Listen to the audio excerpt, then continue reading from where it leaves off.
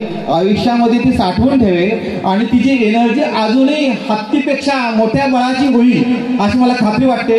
कारण बऱ्याच ठिकाणी मान्यवरचा सन्मान पहिल्यांदा होतो आणि मुलांचा नंतर होतो, पण हे गुजरकोणचं व्यासपीठ एक वेगळा आदर्श देते. त्या आदर्शासाठी त्याला जोरदार टाळ्या होऊ द्या आणि संपूर्ण व्यासपीठाला विनंती करा आपण सर्वांनी उठून ह्या नारीचा आपण सन्मान करूया. सन्माननीय सरपंच किरणजी नागटे, संपूर्ण कार्यक्रमाचे अध्यक्ष आणि आपण सर्व मान्यवर.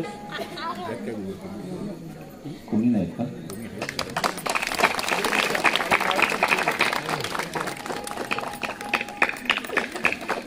जरा जोरदार टाळ्या. केवळ पिंपळकोट गावाचे नाव ती उज्ज्वल नाही करणार आहे. विनंती करतो की आपण शिवचरित्रावर आपलं छोटेखानी व्याख्यान द्यावं. जरा जोरदार टाळ्या. फायनलची 12वीची महत्वाची परीक्षा चालू असताना सुद्धा ही कन्या आपल्या सेवेसाठी आलेली आहे आणि अतिशय मनपूर्वक धन्यवाद. नमस्कार. आज या ठिकाणी ज्या कार्यक्रमाचं आयोजन केलं आहे त्या ग्रामदेवताला नतमस्तक होते. आदरणीय व्यासपीठ, उपस्थित सर्व ग्रामस्थ व महिला मंडळ.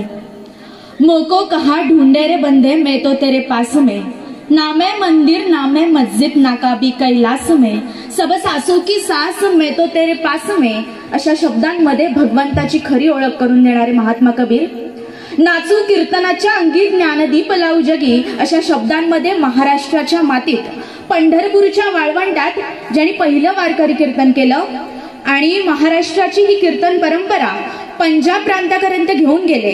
म्हणून आजही पंजाबचा धर्मग्रंथ अभ्यासत असताना गुरु गोविंद साहेबांच्या धर्मग्रंथांमध्ये ज्यांची पदं आम्हाला अभ्यासायला मिळतात ते भक्त शिरोमणी नामदेव महाराज. या वारकरी संप्रदायाच्या निमित्तानं ज्यांना संन्यासाची पोरं म्हणून हिणवलं, ज्यांना वाळीत टाकण्यात आलं, ज्यांना धर्मसभेनं संन्यासाची पोरं म्हणून वाळीत टाकलं, परंतु त्याच लोकांच्या कल्याणासाठी ज्ञानेश्वरी, हरिपाठ, चांदेव 65 अमृतानुभव यांसारखा ग्रंथ दिला आणि ज्या लोकांनी त्रास दिला त्या लोकांच्या कल्याणासाठी दुरितांचे तिंग्र जाओ, विश्वस्व स्वधर्म सूर्य पाहो, जो जे वांछील तो ते लाभो, प्राणी जात या शब्दामध्ये जगताचं पसायदांच्यानी लिहिलं ते ज्ञानोबा माऊली. या वारकरी संप्रदायाचं भूषण जगद्गुरु तुकाराम महाराज. आणि एवढंच नाही तर इथं रयतेचं राज्य निर्माण झालं पाहिजे, इथली रयत सुखी राहिली पाहिजे, सुख्या पद्धतीनं नांदली पाहिजे, यासाठी ते रयतेचं राज्य व्हावं असं स्वप्न उराशी बाळगणाऱ्या राष्ट्रमाता राजमाता जिजाऊ महासाहेब, स्वराज्य संकल्पक राजे शहाजी राजे आणि आपल्या आईची इच्छा आहे, आपल्या बापाची वचनपूर्ती आहे म्हणून ज्यांनी स्वराज्याचा एवढा हट्टहास केला, ज्यांच्या एका जन्मदिवसाने संपूर्ण महिना पवित्र झाला, ज्यांच्या अवतारामुळे संपूर्ण महाराष्ट्र पवित्र झाला आणि ज्यांच्या कार्यकर्तृत्वामुळे जगात भारत पवित्र झाला. खरं तर 33 कोटी देवांची कोट्यावधी मंदिर असतीलही, परंतु त्यांची पूजा फार कमी माणसं करतात. परंतु ज्यांचं एकही मंदिर नाही, परंतु 33 कोटी देव मंदिरांमध्ये ज्यांच्यामुळे सुरक्षित आहेत तर राजे छत्रपती शिवाजी महाराज यांच्या चरणावर नतमस्तक होते. एक आदर्श सुपुत्र कसा असावा, येथे वडील जे जे करती तया नाम ठेविती या पद्धतीमध्ये आपल्या बापानं सुरू केलेला राज्यकारभार कमी न करता तो वाढवला पाहिजे या अर्थभावनेनं जगातला आदर्श सुपुत्र म्हणून ज्यांच्याकडे पाहिलं जातं, ज्यांनी वयाच्या 14व्या वर्षी पहिला संस्कृत ग्रंथ बुधभूषण नावाचा लिहिला आणि इथल्या राजकीय व्यवस्थेला आचारसंहिता काय असते ते सांगितले ते छात्रवीर संभाजीराजे. ज्ञान नाही विद्या नाही, ज्ञान नाही विद्या नाही, ते घेण्याची गोडी नाही, बुद्धी असून चाल बने त्यास मानव म्हणावे काय, असा महत्वपूर्ण प्रश्न आपल्या काव्यातून निर्माण करून देणाऱ्या, अज्ञानाच्या वाटचालीकडे कधी न जाणाऱ्या माझ्यासारख्या या तमाम मुलींना शिक्षणाची संधी उपलब्ध करून देणाऱ्या माता सावित्रीबाई फुले, आरक्षणाचे जनक राजश्री शाहू महाराज आणि मला इथे बोलण्याचा अभिव्यक्ती स्वातंत्र्य देणारे, तुम्हाला मला मतदानाचा अधिकार देणारे बुद्धिश्रेष्ठ डॉक्टर बाबासाहेब आंबेडकर यांच्याही कार्याला विनम्र अभिवादन करते. ज्यांनी डफावर थाप दिली आणि छत्रपती शिवाजी महाराजांचे हजारो पोवाडे झाले. एवढंच नाही तर जग बदल घालून घावं सांगून गेले मला भीमराव या शब्दामध्ये समाज प्रबोधन त्यांनी केलं ते साहित्य सम्राट लोकशाहीर अण्णाभाऊ साठे. दिवसभर गावची घाण साफ केली आणि रात्री लोकांच्या डोक्यातली घाण साफ करण्याचं काम ज्या राष्ट्रसंत गाडगे महाराजांनी केलं यांच्याही कार्यापुढे नतमस्तक होते.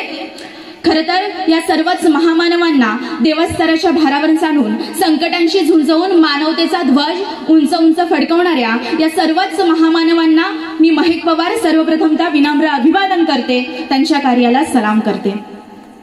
एकदा एक माणूस असतो, तो एसटीची वाट बघत थांबलेला असतो. अचानक समोरून एसटी येते. तो एसटीला हात करतो. एसटीत जाऊन सीटवर बसतो. कंडक्टर म्हणतो तिकीट द्या. तो माणूस म्हणतो 2 तिकीट द्या. कंडक्टर हुशार, तो म्हणतो अहो एकटेच आलात ना, मग एकच तिकीट घ्या ना, 2 कशाला घेताय. त्यावेळेस तो माणूस म्हणतो एक हरवलं तर दुसरं असावं म्हणून मी 2 तिकीट घेतोय.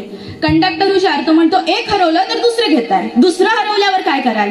त्यावेळेस तो माणूस आपल्या खिशामध्ये हात घालतो आणि मोफत एसटीचा पास काढून म्हणतो हा मोफत एसटीचा पास मी कशासाठी काढून ठेवलाय.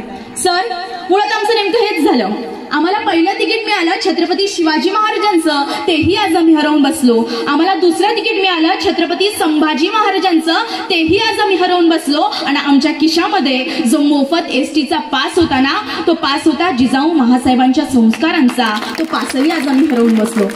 मग आमची पोरं म्हणतात नाचू कीर्तनाच्या अंगी ज्ञानदीप लावू जगी असे म्हणणारे नामदेव महाराज आज आम्हाला पाहायला मिळत नाहीत. पण आवाज वाढव डीजे तुला आईची शपत्र अशी म्हणणारी पोरं मात्र गली गलीमध्ये पाहायला मिळतात. अरे तुम मुझे खून दो मैं तुम्हें आजादी दूंगा असे म्हणणारे सुभाषचंद्र बोस आज आम्हाला पाहायला मिळत नाहीत. पण तुम मेरी नहीं हो सकती तो किसी की नहीं हो सकती अशी म्हणणारी पोरं मात्र या देशामध्ये पाहायला मिळतात. मग एक कवी फार सुंदर म्हणतो. एक कवी असं म्हणतो की कभी ओठों के लिए मरे, कभी ओठों के लिए मरे, कभी नोटों के लिए मरे, अगर होते भगत सिंह जिंदा तो कहते सुखदेव हम भी किनाराम जाधव के लिए मरे, हम भी किनाराम जाधव के लिए मरे. मग काय इतिहास आहे सर आमच्या महाराष्ट्राचा. खरं तर शिवाजी महाराजांच्या जन्मापूर्वी कर्नाटकामध्ये एका खंडागळे नावाच्या सरदाराचा हत्ती उधळला. पूर्ण प्रकरण झालं आणि या हत्तीला शांत करायला 2 तुकड्या पाडल्या गेल्या.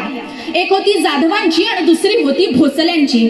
जाधवांचे नेते होते दत्ताजी जाधव, जिजाऊ महासाहेबांचे बंधू, आणि भोसल्यांचे नेते होते संभाजी भोसले, जिजाऊ महासाहेबांचे दीर. अहो हत्ती राहिला बाजूला, संभाजीकडून दत्ताजीवरती वार झाला. दत्ताजीचा बदला घेण्यासाठी लखुजी जाधव पुढे आले. जिजाऊ महासाहेबांचे वडील त्यांनी संभाजीवरती वार केला. संभाजी मारला गेला. अहो स्वतःचा जावई समोर आला, जावयावर देखील वार झाला. पण युद्ध थांबलं. जाधवांची माणसं दत्ताजीचं मड घेऊन गेली तर भोसल्यांची माणसं संभाजी भोसलेचं प्रेत घेऊन गेली. जाधवांची माणसं रडत होती दत्ताजी मेले म्हणून आणि भोसल्यांची माणसं रडत होती संभाजी भोसले मेले म्हणून. पण जिजाऊ महासाहेबांनी रडायचं कुणासाठी. एकीकडे सक्का भाऊ मेलाय, दुसरीकडे दीर मेलाय. जिजाऊ महासाहेबांनी रडायचं कुणासाठी. आमच्या जिजाऊ महासाहेब रडत होत्या या नादान महाराष्ट्रासाठी. त्यांना वाटलं आपल्याच मायफ्रंगली आपल्याच माणसाचं रक्त आहे, हे कुठेतरी थांबलं पाहिजे. यासाठी आमच्या जिजाऊ महासाहेब शिवाजी देवी समोर गेल्या आणि शिवाजी देवीला प्रार्थना केली की हे शिवाजी देवी गोरगरिबांचं राज्य येण्यासाठी, दीनदलितांचं राज्य येण्यासाठी, मराठ्यांचं राज्य येण्यासाठी, बहुजनांचं राज्य येण्यासाठी मला असा एक पुत्र दे. दगडालाही पाजर फुटला, वाराही शांत झाला आणि सन 19 फेब्रुवारी 1630 रोजी शिवनेरीवरती शिवबांचा जन्म झाला. पुत्र जिजाऊंना झाला, पुत्र शहाजींना झाला, पुत्र महाराष्ट्राला झाला. अरे पण शिवाजी महाराजांच्या जन्मापूर्वी काय परिस्थिती होती. 5 सुलतानी सत्ता या महाराष्ट्राच्या उरावर थैनाथन नाचत होत्या.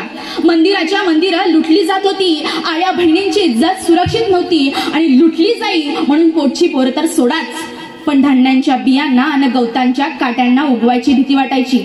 घोड्यांच्या टापांचा आवाज ऐकताच जनता पळून जायची. अशा अवस्थेमध्ये शिवबांचा जन्म झाला आणि या महाराष्ट्रातली जनता म्हणायला लागली की अरे किसी के पेट में से बाप पैदा होता था, किसी के पेट में से बाप पैदा होता था, तो किसी के पेट में से पाप पैदा होता था, तो किसी के पेट में से सांप पैदा होता था, मगर जिजाऊ ऐसी माँ थी यारो जिसके पेट में से बापों का बाप शिवबा पैदा हुआ था. मग काय परिवर्तन केलं या बापाच्या बापानं. आमचे बालशिवबा दरबारातून इकडून तिकडून खेळायचे, आमचे बालशिवबा दरबारातून इकडून तिकडून फिरायचे. पण काही सरदार बायांचा नाच पाहत बसलेले असतात. शिवबांना कळत नाही चाललंय काय. ते देखील पडद्याच्या पाठीमागून बायांचा चोरून चोरून नाच पाहतात. एक दासी जाऊन जिजाऊ महासाहेबांना म्हणते महासाहेब आपले राजे पडद्याच्या पाठीमागून बायांचा चोरून चोरून नाच पाहतायत. ही गोष्ट ऐकता क्षणी जिजाऊ महासाहेबांना राग आला, मुठ्या आवळल्या, कानपुड्या लाल झाल्या आणि आमच्या जिजाऊ महासाहेब शिवबांजवळ गेल्या आणि त्यांच्या पाठीवर एक धपाटा टाकून सांगितलं राजे या महाराष्ट्रात तुम्हाला बाया नाचवणारा शिवबा व्हायचं नाही, तर या महाराष्ट्रात तुम्हाला बाया वाचवणारा शिवबा व्हायचंय. हे परिवर्तन घडलं महाराष्ट्राच्या मातीमध्ये, हा इतिहास घडला, पण दुर्दैवानं हा इतिहास आम्हाला कधी समजलाच नाही. अहो, जगाच्या इतिहासामध्ये अनेक लढाया झाल्या, अनेक युद्ध झाली, पण लढाया झाल्यावर जे मराठी सैनिक मरतात त्यांच्या बायका लेकरांचं काय होतं याचा विचार कधी कुठल्या राजानं केला नाही. पण शिवबांनी ज्यावेळेस अफजल खानाच्या वधामध्ये जे काही मराठी सैनिक मेलेत त्यांच्यासाठी सलग काढलीये, त्यांच्या बायका लेकरांसाठी सलग काढलीये. बकरकरानं सभासदानं नोंद करून ठेवलीये. सभासद म्हणतो ज्या बायकांचं मूल नाही, ज्या बायकांचं मूल नाही अशा बायकांचं निम्मे वेतन देणे.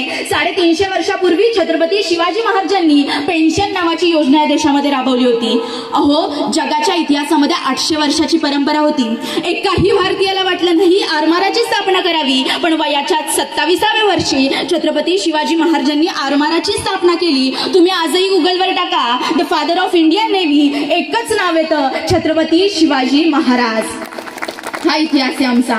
छत्रपती शिवाजी महाराजांचा इतिहास ऐकताना आम्ही म्हणतो राजे पुन्हा जन्माला या, पण जिजाऊच गर्भातल्या गर्भात मारली चाललीये तर राजे कसे जन्माला येतील?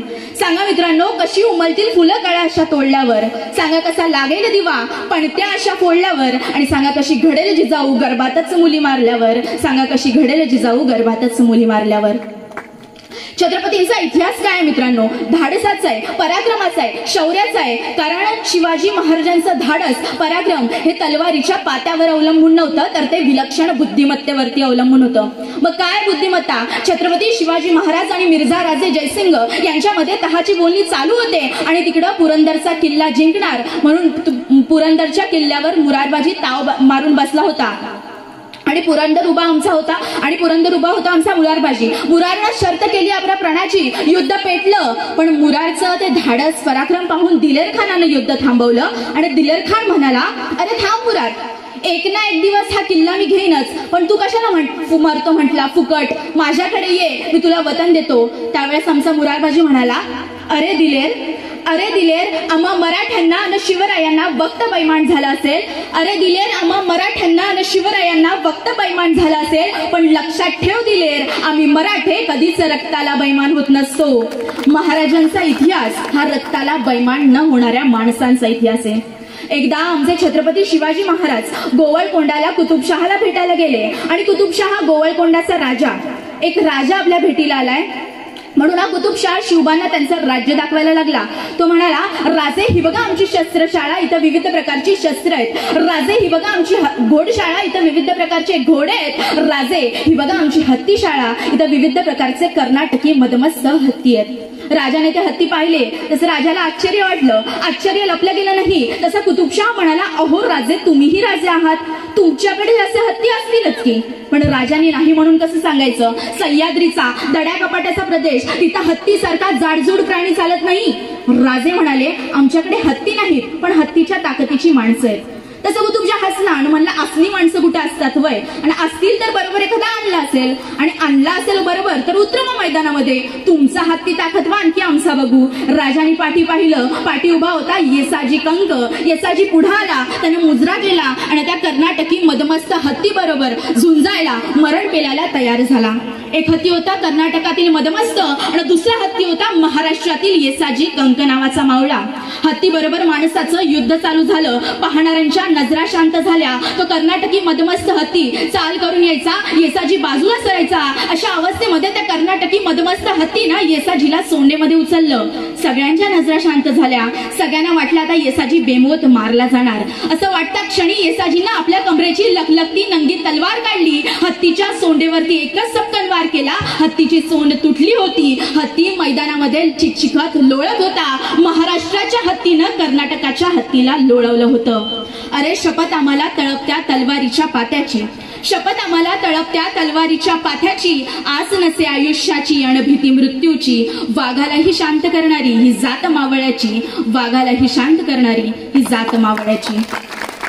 शिवाजी महाराजांचं धाडस काय मित्रांनो? एकदा छत्रपती शिवाजी महाराज आग्र्याला औरंगजेबाच्या वाढदिवसानिमित्त गेले, आणि औरंगजेबानं डाव साधला. महाराजांना कैद केलं, नरड्यावर तलवार ठेवली, आणि विचारलं, सांग शिवाजी, तुला आता कसं मारू? त्यावेळेस छत्रपती शिवाजी महाराज म्हणाले, अरे औरंगजेबा, अरे औरंगजेबा, हवेमध्ये मशाल पेटून हवेला कधी जाळता येत नाही. अरे औरंगजेबा, हवेमध्ये मशाल पेटून हवेला कधी जाळता येत नाही. समुद्रामध्ये तलवार चालवून समुद्राला कधी कापता येत नाही. मारायचं असेल तर आत्ताच मार, नाहीतर ही मराठ्याची औलाद तुला चारी मुंड्या चित केल्याशिवाय सोडणार नाही. हे परिवर्तन घडलंय महाराष्ट्राच्या मातीमध्ये. हा इतिहास घडलाय. आपल्या बार्शी तालुक्यामध्ये महागाव नावाचं एक गाव आहे आणि या गावामध्ये रमू नावाचा मुलगा राहायचा. या रमूचे वडील दारू पिऊन वारले आणि आई बांगड्यांचा व्यवसाय करायची. हा रमू आई बरोबरच बांगड्या घ्या बांगड्या म्हणून ओरडत फिरायचा. या रमूने एक स्वप्न पाहिलं, अधिकारी व्हायचं, कलेक्टर व्हायचं. खूप अभ्यास केला, खूप मेहनत केली आणि 2013च्या UPSCच्या परीक्षेमध्ये रमेश भोलप नावाचा तरुण कलेक्टर झाला. पत्रकार त्यांच्याकडे गेले आणि म्हणाले, साहेब तुम्ही कलेक्टर झाला, तुमच्या पुढे आदर्श कोणाचा होता? त्यावेळेस ते भोलप साहेब म्हणाले, शून्यातून विश्व निर्माण करणारे छत्रपती शिवाजी महाराज माझा आदर्श आहे. मित्रांनो, शिवाजी महाराजांची व्यवस्था निर्माण करायची असेल तर आता फक्त डीजेवर नाचून चालणार नाही, तर त्यांची पुस्तकं वाचून आपण अभ्यास केला पाहिजे, त्यांचं राजकारण पाहिलं पाहिजे, त्यांची समाज व्यवस्था पाहिली पाहिजे, तरच कुठेतरी शिवकार्य घडेल. अहो साधी गोष्ट आहे, शिवरायांना तुम्ही आम्ही तर चांगले बोलूच, पण ज्यावेळेस औरंगजेबाला कळालं की शिवाजी महाराजांचं निधन झालंय, एक हेर सांगत आला, बादशाहजी बडी खुशी की खबर है, वो नराधन सिवा मर गया.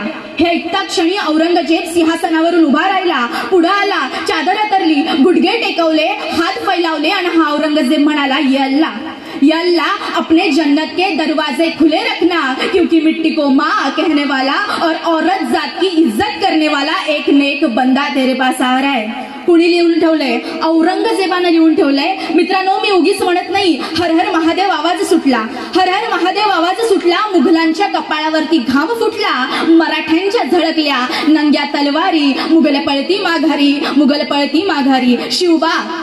शिवबा तुम्ही अजून जर 10 वर्ष जगला असतात ना, तर मुघलांनी देखील कपाळावरती भगवाच लावला असता. हा आमचा इतिहास शौर्याचा, पराक्रमाचा, त्यागाचा इतिहास आहे. अहो शिवरायांना तुम्ही आम्ही तर चांगले बोलूच, पण एकदा रशियाचे परराष्ट्र मंत्री भारतात येतात, भारत भेटीला येतात आणि आमचे मंत्री महोदय त्यांना म्हणतात, सर तुम्हाला बीबी का मकबरा दाखवू की प्रेमाचं प्रतीक ताजमहल? त्यावेळेस ते रशियाचे परराष्ट्र मंत्री थोडे हसतात आणि म्हणतात, सर आम्हाला तुमचा बीबी का मकबरा बघायचा नाही, आम्हाला तुमचा ताजमहलही बघायचा नाही, आम्हाला महाराष्ट्रात घेऊन चला, आम्हाला छत्रपती शिवाजी महाराजांचा रायगड बघायचा आहे. अहो शिवाजी महाराजांचा स्वराज्याभिषेक झाला 6 जून 1674. आधी मदारी मेहत्तर नावाच्या मुस्लिम माणसाला शिवबांनी पुढे बोलवलं आणि विचारलं, सांग मदारी तुला आता काय देऊ, वतन, जहागिरी की माणिक मोती? तसा मदारी पुढे आला, त्यानं मुजरा केला आणि म्हणाला, महाराज तुम्ही राजा झालात, आम्हाला वतन नको, आम्हाला जहागिरी नको, आम्हाला माणिक मोती तर नकोच नको. फक्त तुम्ही ज्या सिंहासनावर बसताना त्या सिंहासनावर 2 वेळेचं फडकं मारण्याची संधी द्या. मागून मागून काय मागितलंय? फडकं मारण्याची संधी. पुढे हिरोजी इंदलकरांना बोलावून घेतलं आणि विचारलं, हिरोजी तुम्ही रायगड बांधलाय, राजधानी बांधलीये, सांगा तुम्हाला काय पाहिजे? त्यावेळेस हिरोजी म्हणू शकले असते, भावाला जिल्हा परिषदचं तिकीट द्या, पोराला ग्रामपंचायत मध्ये सरपंच बनवा. पण आमचे हिरोजी इंदलकर म्हणाले, राजे मी रायगड बांधलंय, रायगडावर रायरेश्वराचं मंदिर बांधलंय, तर रायरेश्वराच्या मंदिरातल्या एका पायरीवर आमचं नाव कोरण्याची अनुमती द्या. मागून मागून काय मागितलंय? दगडावर नाव कोरण्याची अनुमती. महाराज म्हणले चला, दिली. पण का? त्यावेळेस ते हिरोजी इंदलकर सांगायला लागले, राजे ज्या वेळेस तुम्ही रायगडावर असाल ना, त्या वेळेस तुम्ही रायरेश्वराच्या पाया पडायला याल, आणि ज्या वेळेस तुम्ही रायरेश्वराच्या पाया पडायला याल ना, त्या वेळेस तुमच्या पायाची धूळ त्या पायरीवर लागेल आणि माझ्या नावाचा अभिषेक घालत जाईल. तुम्ही आजही रायगडावर जा, तिथल्या एका पायरीवर लिहिलंय, सेवेच्या ठाई तत्पर हिरोजी इंदलकर. इतकी निष्ठावंत माणसं तयार झाली म्हणून स्वराज्य घडलं. अहो शिवाजी महाराजांचा तोफखाना प्रमुख इब्राहिम खान नावाचा मुसलमान, त्यांचा एक मदारी मेहत्तर नावाचा सेवक, काझी हब्बीर नावाचा वकील मुसलमान शिवाजी महाराजांचं चित्र काढलं. त्या काळामध्ये चित्र काढलं. कुणी काढलं? मीर महम्मद नावाच्या मुस्लिम माणसानं. वाघनक्या फाडल्या हो, पण वाघनक्या दिल्या कुणी? रुस्तुमे जमान नावाच्या मुस्लिम माणसानं. शिवाजी महाराजांचं स्वराज्य हे रयतेचं स्वराज्य होतं, शेतकऱ्यांचं स्वराज्य होतं, हे आम्ही कधीतरी समजून घेतलं पाहिजे. पण दुर्दैवानं त्या काळामध्ये माणसं मातीसाठी मरायची आणि आज माणसं व्यवस्थेला कंटाळून मरतात. दत्ताजी पाटील नावाचा माणूस मंत्रालयात विषप्राशन करतो, एखादा तरुण मंत्रालयामधला उडी टाकून मरतो. म्हणजे एक काळ असा होता सर, माणसं मातीसाठी मरायची आणि आज काळ असा आलाय माणसं व्यवस्थेला कंटाळून मरतात. म्हणूनच 350 वर्षानंतरही छत्रपती शिवाजी महाराजांची व्यवस्था आज आम्हाला आठवावी लागते. एक सुंदर कविता आहे, राजे चला तुम्हाला तुमचा महाराष्ट्र दाखवतो. राजे चला तुम्हाला तुमचा महाराष्ट्र दाखवतो. सुरुवात शिवनेरी पासून करायची की रायगडापासून करायची, उलटी की सुलटी कोणती मळवाट धरायची. असं कोड्यामध्ये पडू नका, कुणालाच उपदेश नको, आपापसात लढू नका. तेव्हाही पटलं नाही, आत्ताही पटणार नाही. मरतील पण सवयीपासून मागं कुणीच हटणार नाही. म्हातारीच्या मरणानं बघा काळ किती सोकावतो. राजे चला तुम्हाला तुमचा महाराष्ट्र दाखवतो. राजे तुमचं चरित्र ऐकायला वाचायला फार गोड वाटतं, पण पचनी पडताना दिसत नाही. पोकळ मराठी भाना केवळ स्वतःला फसवतो. राजे चला तुम्हाला तुमचा महाराष्ट्र दाखवतो. राजे ते बघा नवे देशमुख, राजे ते बघा नवे देशपांडे वतनासाठी टपलेले आहेत. त्यांच्या आतली काळी माणसं खादीमध्ये लपलेली आहेत. पराक्रमाला तोंड नाही, कर्तृत्वाला जोड नाही, महाराष्ट्राच्या भल्याच्या स्वार्थापुढे ओढ नाही. म्हणूनच सह्याद्री आपला माता झुकवतो. राजे चला तुम्हाला तुमचा महाराष्ट्र दाखवतो. राजे ज्यासाठी जानकी बाजी लावावी तोच खिंडीमध्ये गाठतो आहे. पिसाळ्याचा सूर्याजी तर इथं फुटाला भेटतो आहे.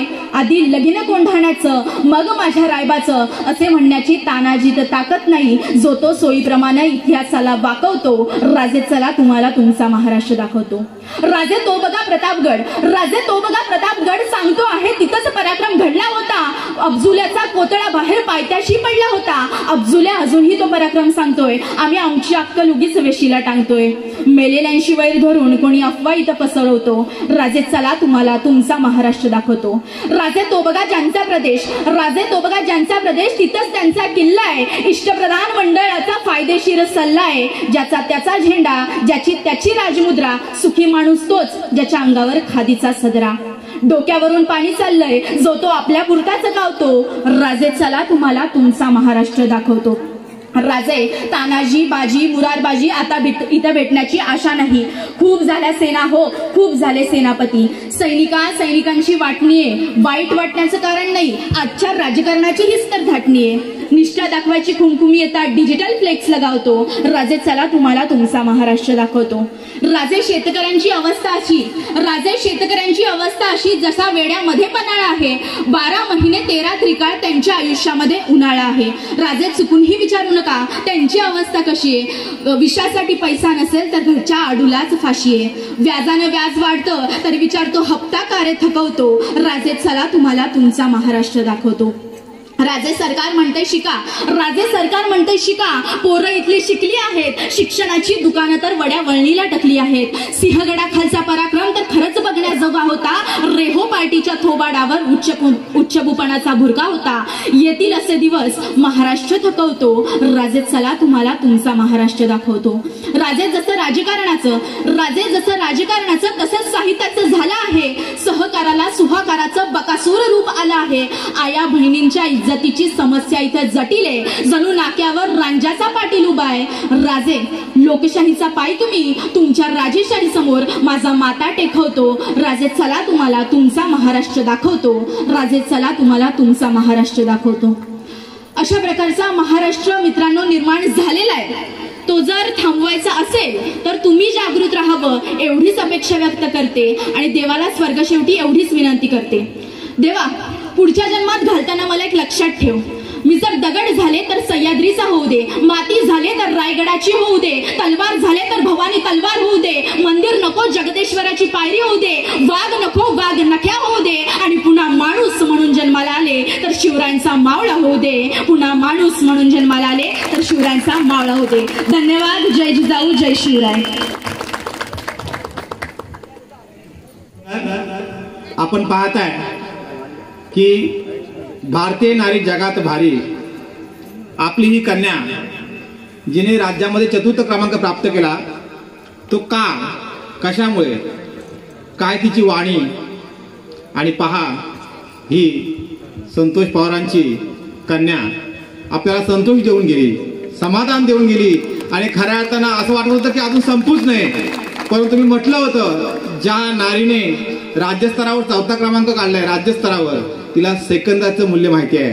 त्यामुळे अगदीच क्षणार्धात ती थांबली आणि आपल्या सर्वांना पुढील कार्यक्रमाचं सुद्धा औचित्य माहिती आहे हे लक्षात घेऊन ती थांबलेली आहे. पण जरा पुन्हा एकदा मेघसाठी जरा जोरदार टाळ्या झाल्या पाहिजे. यासाठी हे बक्षीस आलेलं आहे अध्यक्षांच्या वतीने, तिने ते स्वीकारायचं आहे आणि निश्चितपणाने ती आम्हा गुरुगणपती घराण्याच्या या गुजरकोणच्या मारुतीरायाच्या समोरच्या सभेमध्ये 5 फेब्रुवारीला सभा झाली होती. त्या सभेमध्ये तिचा आम्ही सन्मान केला होता. प्रोसिडिंगला आमचा तो विषय आहे आणि आज प्रत्यक्ष ते ऐकायला मिळाली. आम्हा सर्व गुरुगणपती घराण्याबरोबर सर्व शाहिरांना, मी नेहमी म्हणतो फक्त गुरुगणपती घराण्या नाही तर कलगीतुरा सर्व शाहीर सर्व प्रकारचे, मग त्याच्यामध्ये सगळे प्रकार धरा तुम्ही, त्या सगळ्यांच्या वतीने जरा जोरदार टाळ्या होऊ दे. आणि मी विनंती करेन की पुन्हा एकदा संतोष दादा तुम्ही थोडेसे पुढे या प्लीज. असे पिताश्री पाहिजे आहेत की भक्कमपणे आपल्या कन्येच्या पाठीमागे ते आहेत आणि प्रत्येक मुलामागे जसा गुरु हा आपला देव आहे त्याच्याप्रमाणे आई बाबा सुद्धा आपले देवच आहेत, कारण प्रथम गुरु ते आपले आहेत. म्हणून त्यांच्या कुटुंबासाठी जरा जोरदार टाळ्या होऊ देत. आणि मी एकला विनंती आहे त्याने पुढे यायचं आहे आणि माननीय सरपंच यांच्या वतीने ते बक्षीस स्वीकारायचं आहे.